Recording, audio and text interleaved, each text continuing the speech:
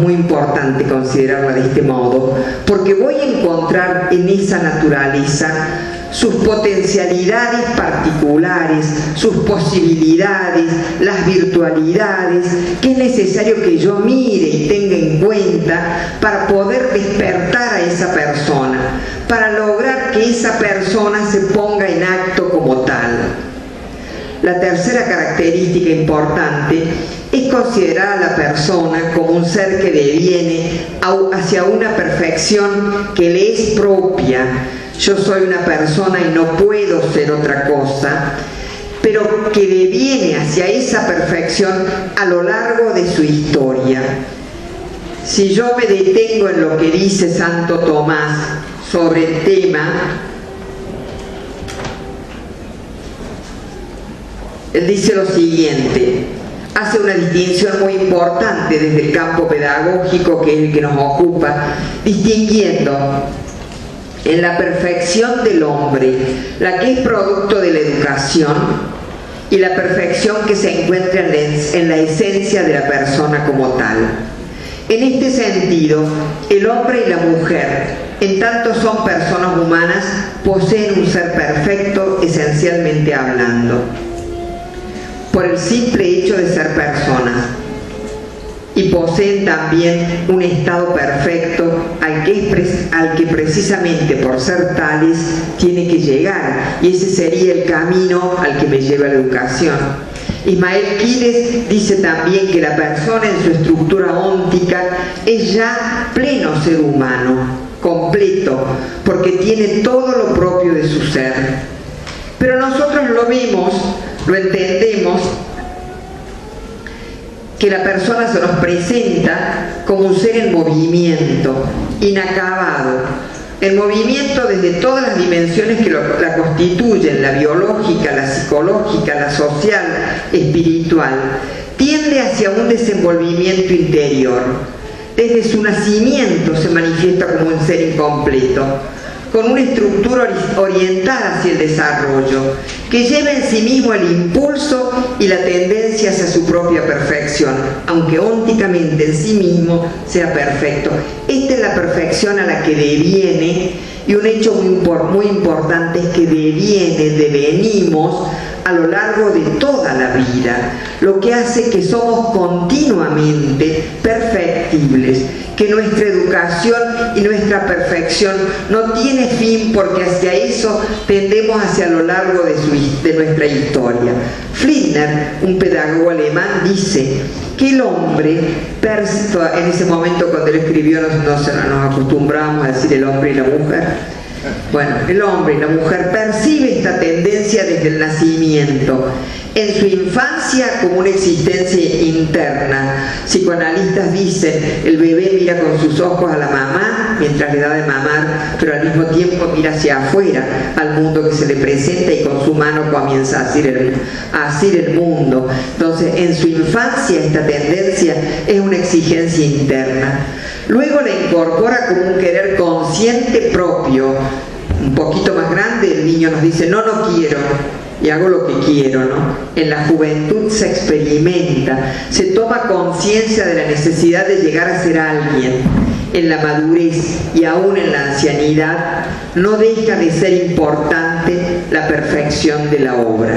O sea que esa tendencia hacia la perfección, si yo lo miro desde el punto de vista de la educación, es permanente, nos acompaña a lo largo de toda la vida. Y en esta tendencia a la perfección, ¿qué entiendo por perfección? Esa manifestación de las notas características que hacen de cada uno de nosotros ser un ser personal. Como decía Inés recién, ser persona es muy complejo. Yo en la lectura de los autores que les he citado, he tomado algunas de las notas que pueden ser, que nos pueden acompañar en la reflexión, porque me permiten luego cotejarlas y acompañarlas con procesos reflexivos. Y desde esta perspectiva, uno puede pensar que estas notas características, estas notas propias, hacen de la persona un ser con interioridad, que posee un centro propio, donde anidan la conciencia y la libertad. Primera característica. y digo primera por decir primera, no puedo hablar de primera, segunda o tercera, pero de algún modo, como pedagogo, he puesto algún orden en lo que me parecía que podía llevarnos a este pensamiento, ¿no?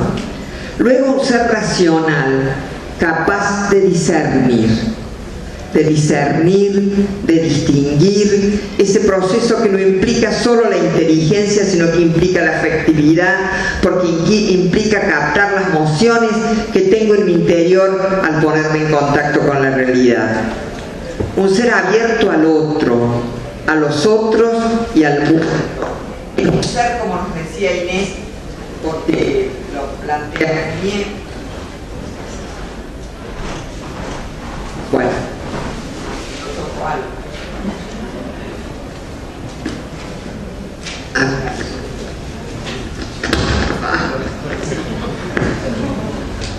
No sé si voy a poder seguir hablando. Somos docentes y no técnicos. Un ser abierto al otro, a los otros y al mundo.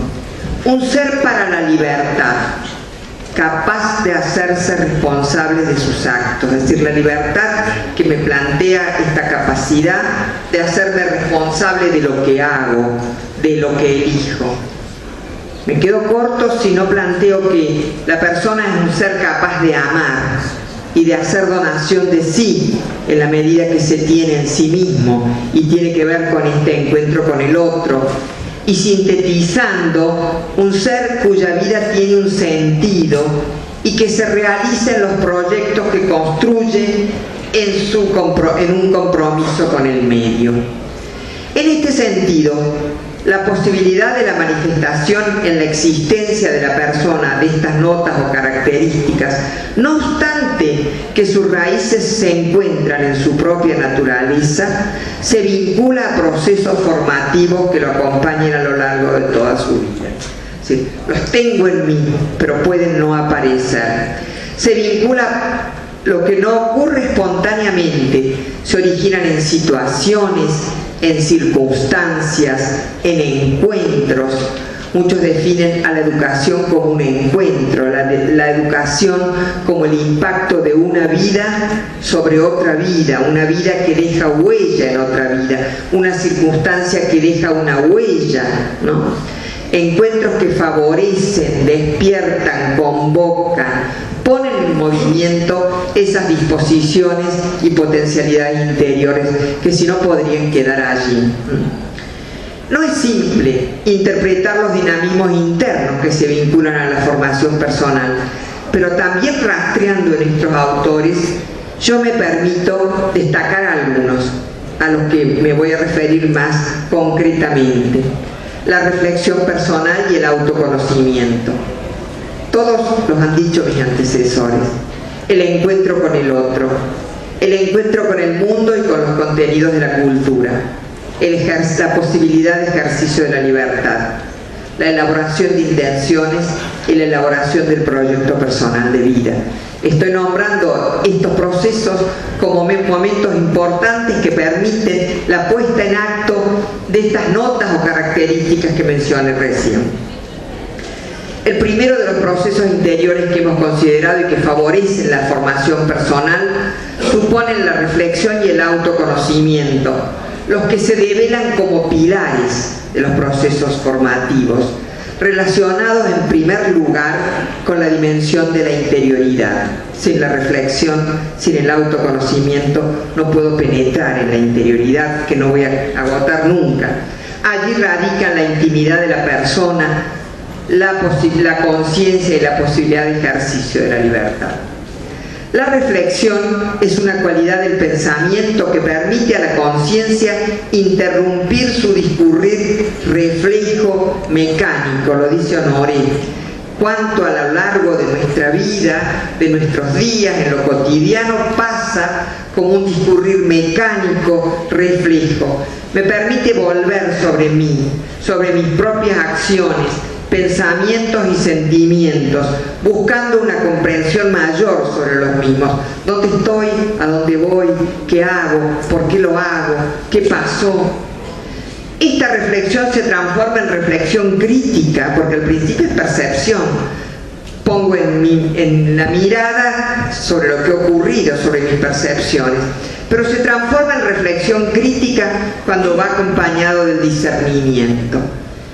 El discernimiento que indaga, distingue, diferencia aspectos de las propias acciones y de distintas situaciones, valorando el sentido de la misma y de los acontecimientos.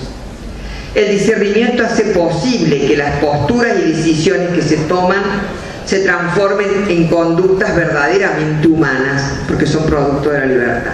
¿Cuántas cosas hacemos mecánicamente y no son acciones humanas?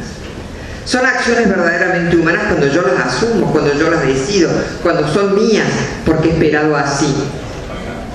Todo el proceso de formación y búsqueda de una mayor perfección está íntimamente relacionado a la reflexión, a punto tal que algunos autores la valoran como el nudo central de la maduración humana. Teilhard de Chardin, por ejemplo, la considera el verdadero fenómeno humano. En su texto El fenómeno humano dice, en un proceso evolutivo, cuando aparece la reflexión, dice, acá aparece el fenómeno humano.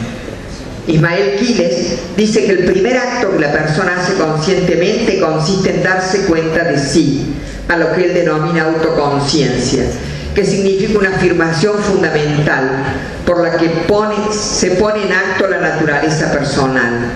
La autoconciencia para él no es otra cosa que el estar en sí mismo, el ser en sí mismo conscientemente.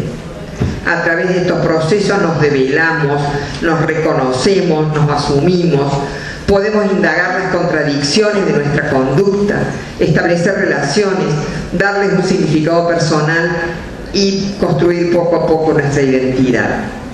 En consonancia con esta interpretación, otros autores se detienen en la reflexión. San Agustín, por ejemplo, en las Confesiones, dice que por el proceso de introspección que conduce a la persona hacia su interior, llega al conocimiento de su propia verdad, de sus limitaciones y carencias, iniciándose luego un proceso de conversión personal, hablaba Inés, que se concreta en su formación. En el descubrimiento de su propia interioridad, el sujeto se descubre como un ser por hacerse, por construirse, que depende de su libertad, por construirse desde lo que tiene dado en su naturaleza. Spranger, un psicólogo culturalista alemán, que el primer libro que conocimos fue Psicología de la Edad Juvenil, en el año 68, señala, un sabio en la materia, que cuanto más hondas son las miradas dentro del propio yo, tanto más frecuente es también el juicio sobre sí mismo, considerando que es allí donde se originan los procesos de autoeducación. En este sentido, Pomar, un filósofo argentino, sostiene que el descubrimiento de sí y de la verdad es fruto de muchos sacrificios y de muchos esfuerzos. Es una experiencia decisiva en la que el propio conocimiento va unido a la aceptación de sí. Él estima que conocerse no es únicamente una cuestión intelectual, sino que es también una cuestión volitiva, de carácter, de formación. Toda la vida humana estaría marcado entonces por este conócete a ti mismo de Sócrates y él llega a ser lo que eres, que plantea Píndaro, lo que significa volver dentro de mí mismo y ver qué es lo que encuentro, ¿no? El segundo de los procesos interiores que hemos tenido en cuenta, en el que se origina, es el que se origina en el encuentro con el otro y con los otros, el que es considerado también un aspecto central hacia el camino de la madurez. Pierre Furter, un pedagogo francés, señala que la toma de conciencia de sí, que implica la reflexión, no se hace en el aislamiento personal, sino que es necesario el encuentro con otro. En esta relación la persona se descubre como una persona distinta, como otro entre otros, con una historia personal de la que es responsable. Honoré observa que en las experiencias relacionales la persona es sacada de su ensimismamiento y desequilibrio solitario. El otro es quien me reconoce, me inquiere, me interpela, me limita, me exige respuestas personales, me presenta necesidades y me devuelve una imagen propia, lo que nos hace responsables de esa situación de encuentro con el otro, para devolverle su imagen, para interpelarlo.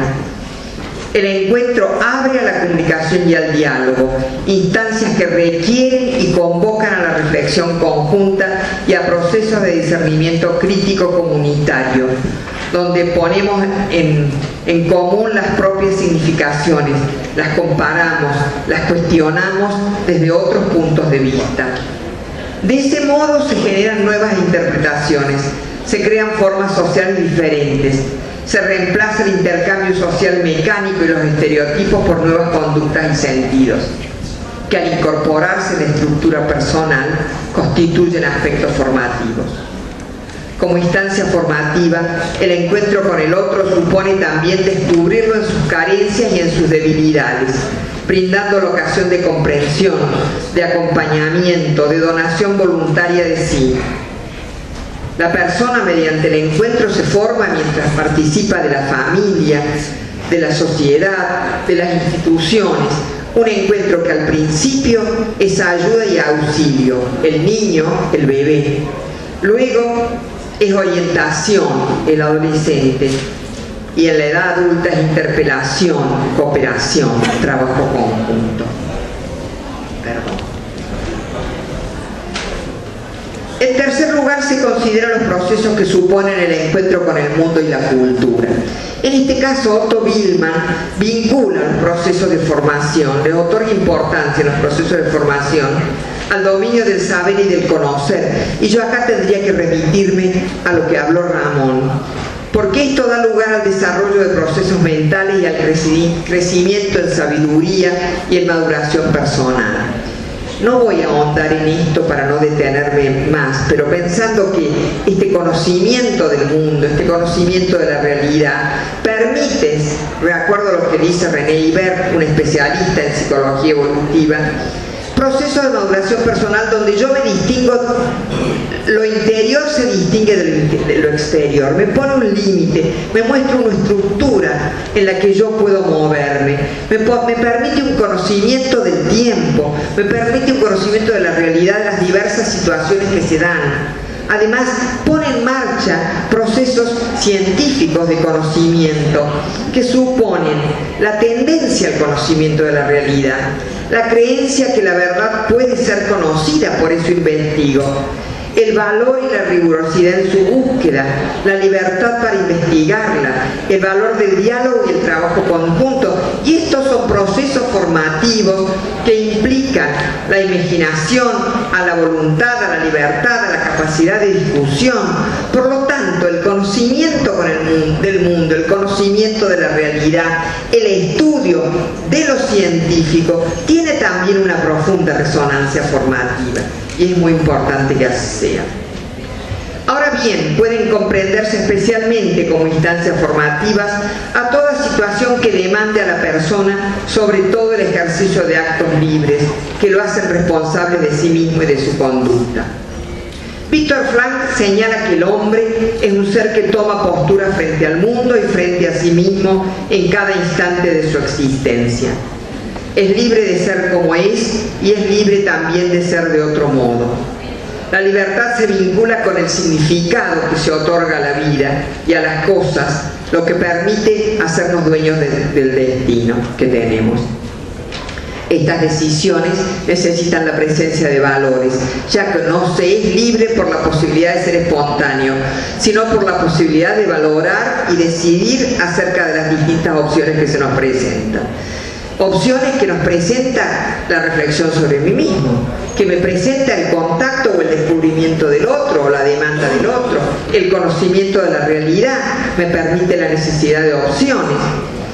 Y este camino de decidir va acompañado por el discernimiento, por el cual se indaga lo positivo, lo bueno, se interpretan los sentidos, los principios, la verdad, los aspectos centrales y verdaderos que se encuentran en mí, en cada situación, en cada circunstancia, valorando los condicionamientos personales, sociales, históricos.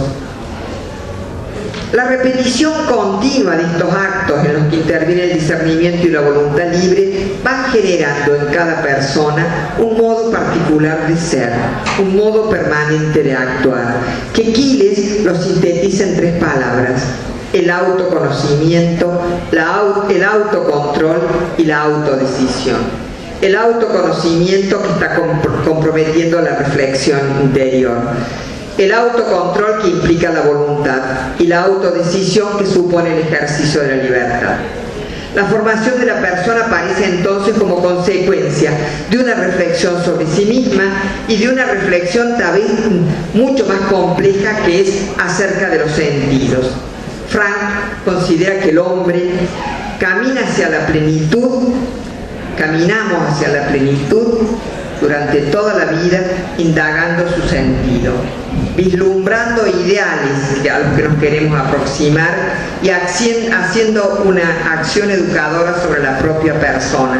Es decir, dice Frank, tomando a la propia existencia como tarea. Este camino está atravesado constantemente por actitudes de búsqueda afanosa de la verdad, por esfuerzo, por buscar relaciones coherentes entre el pensar y el hacer, por actitudes de reflexión.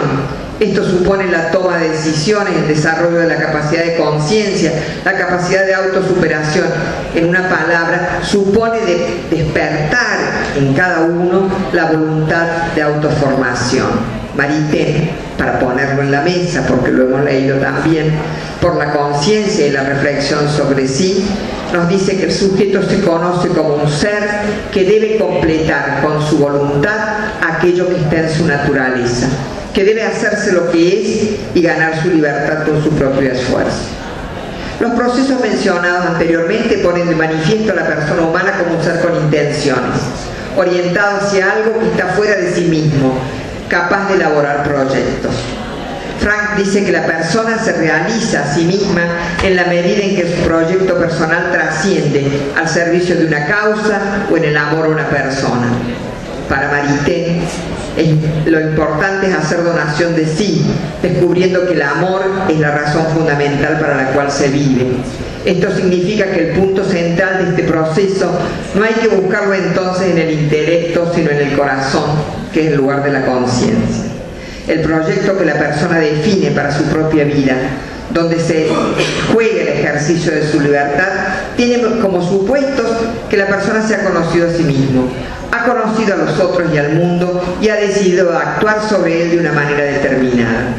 Esto hace que las instancias en las que se elaboran intenciones y se definen proyectos personales puedan ser considerados procesos formativos, donde la persona poco a poco construye su manera particular de estar presente en el mundo, al mismo tiempo que construye una experiencia sociohistórica comprometida con su medio. Vamos a dejar acá solamente con una pregunta, es decir, hemos mencionado aquellos procesos que pedagógicamente uno puede pensar que ayudan a este despertar de la persona. El interrogante que hicimos desde el comienzo y con el que quiero cerrar es preguntarnos si puede la universidad, desde sus prácticas educativas, sus prácticas de conocimiento, las prácticas institucionales, las relaciones interpersonales que favorece, promover estos procesos para despertar a la persona que anida en cada uno de sus actores. Nada.